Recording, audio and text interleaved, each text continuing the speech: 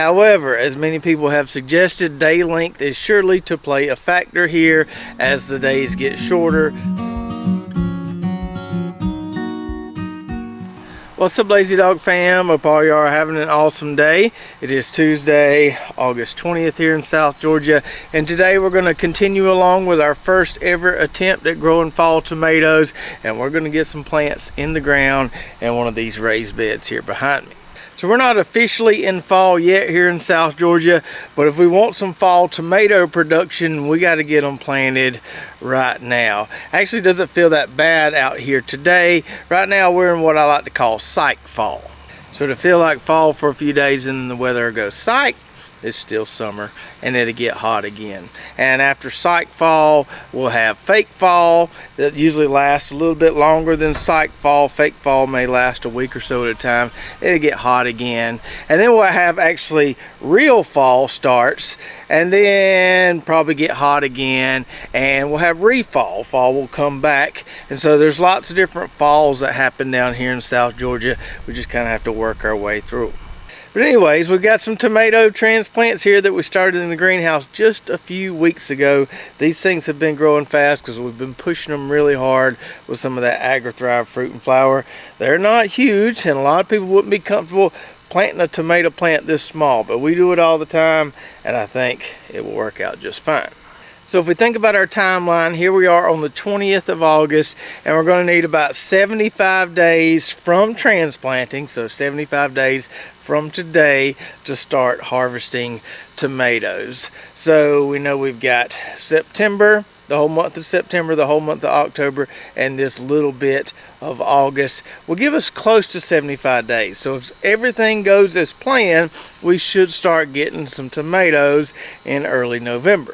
And that was kind of the plan all along. Start getting some production in early November. We usually get our first frost towards the end of November. That way we'll have a nice month window of tomato production there. However, as many people have suggested, day length is surely to play a factor here as the days get shorter going into actual fall. These things might not grow as fast and those fruits may not ripen that well. So we'll just have to see how big of a factor day length plays in all this. But as far as our overall timeline, I think we're on track. Now, because this whole fall tomato thing for me is so experimental and so unproven, I'm not willing to give up an entire 30-foot row in one of my in-ground plots to try this out. So instead, we're going to do this on a very small scale just to see if we can make this happen. This bed right here is going to be perfect for it because I've grown brassicas and greens in this bed the last few fall. So really don't need to plant more cool season veggies in this bed this year. So I think the fall tomatoes will be perfect in here. So what I'm thinking is we'll have 2 rows of tomato plants in this bed.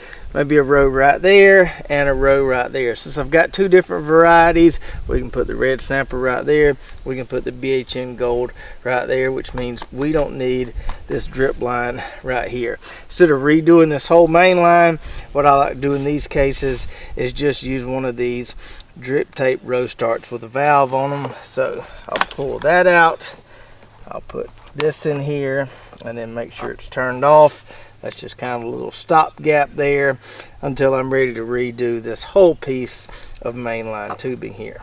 So we'll get these staples up for this line that we want removed. We'll pull that out. We can reuse it on another bed because most all these beds are the same length. I do also want to pull up the staples on these lines that we are going to use because I need to amend this bed a little bit. So we're going to leave these connected here. Just going to kind of fold them back a little bit so they're out of the way.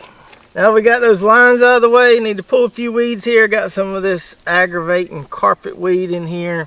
I don't know if that's actually what it's called. That's just what I call it, carpet weed. Pretty easy to pull, but man, this stuff can spread like wildfire. Now let's do a little amending here. Now if we're planting tomatoes in our in-ground garden, a lot of times what I do is when I dig a hole for the tomato plant, I'll just put a handful of this coop grow in the hole, and that works just fine.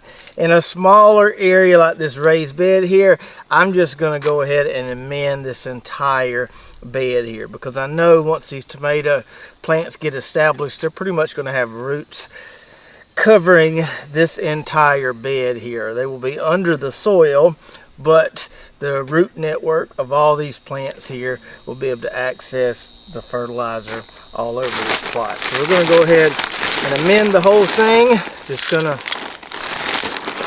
scatter some of this coop grow all over this bed here. And then I'm just going to take my little scratcher here and get that mixed into the soil.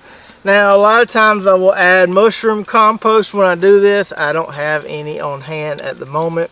When we do heal these tomato plants later on after they grow a little bit, I will probably add some mushroom compost to this bed as well. So if I had some, I would add it, but not going to hurt to add it a little later in the growth cycle as well. Now that we've got that amended and basically ready to plant, we're going to put our drip lines back down here.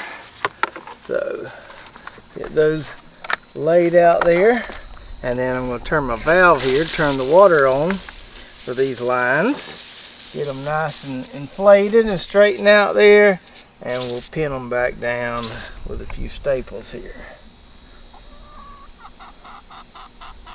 Alright, so now we're ready to plant. As I told you earlier, a lot of people wouldn't be comfortable planting a tomato plant this small, because all they've ever seen at, say, a big box store is plants that are a lot larger than this. But we plant plants this small all the time.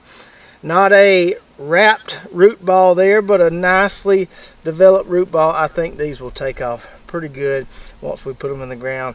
All the commercial guys around here plant plants about this size, maybe a hair bit larger. So these should take off really fast with very, very little transplant shock. So we'll do the BHN Gold tomatoes on this side, red snapper on that side. I don't have any roadsters. I was out of seed when I started these and just never got around to planting any, and I knew I had to be pretty timely with all this. So both of these are varieties that did great for us in the spring.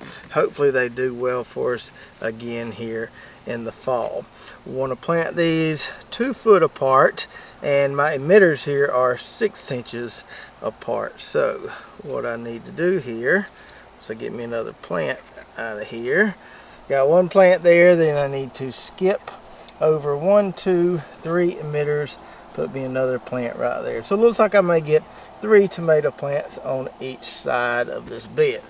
And because these plants are kind of small, we don't have to plant them really, really deep. I am going to plant them on this side of the tape here, because I don't mind if the tomato foliage kind of hangs over the outside of this bed. I don't want to get things too crowded in the center of the bed though. So we don't have to dig a very deep hole here. Just going to plant these a few inches deep, just like that. So maybe got some kale roots in the way there. Let me get those out of there. There we go. Now we can get our little tomato baby in the ground there. And another kale root in the way. Forgot those were in there. Alright, now we're in good shape. So those are all our gold tomatoes in the ground.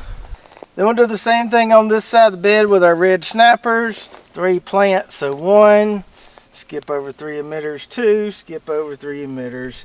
And our 3rd plant, go ahead and stick these puppies in the ground. I don't think we have any kale roots right here to deal with, so these should go in pretty fast. Alright, so 6 tomato plants in the ground, not a whole lot, but enough to give this a try to see if it will work. And I mainly just want a few tomatoes to go with this okra right here that's just starting to produce. I'll update you on that on an upcoming video, but I would love to have some okra and tomatoes this fall. So if we can just get a few out of this bed here, it'll be worth it. And if for some reason any of those 6 plants decide to croak over the next week or 2, I've got plenty of backups here I can replace them with. So as they grow, we will treat those determinate hybrid tomatoes in that raised bed just like we treat the ones in our in-ground garden. So when those plants get about, I don't know, 12 to 18 inches tall, we will mound some soil around those plants, add a little more fertilizer, basically healing them just like we do in our in-ground garden. And to support them, we'll use the Florida weave as well.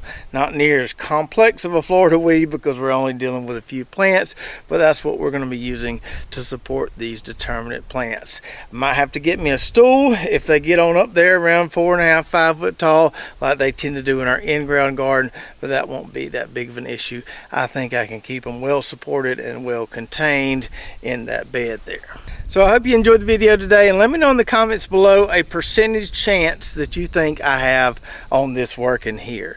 You think there's a pretty low chance of me getting any good ripe tomatoes, maybe it's around 25%, or you think there's a pretty high chance this may work, maybe it's closer to 80%. And if you want to know more about our raised bed irrigation system, where we can easily just turn off one bed and switch things around when we're replanting something else, watch this video right here. We'll show you how we installed all this and kind of set it up for ease of use going forward. So check that out, and we'll see you next time right here at Lazy Dog Farm.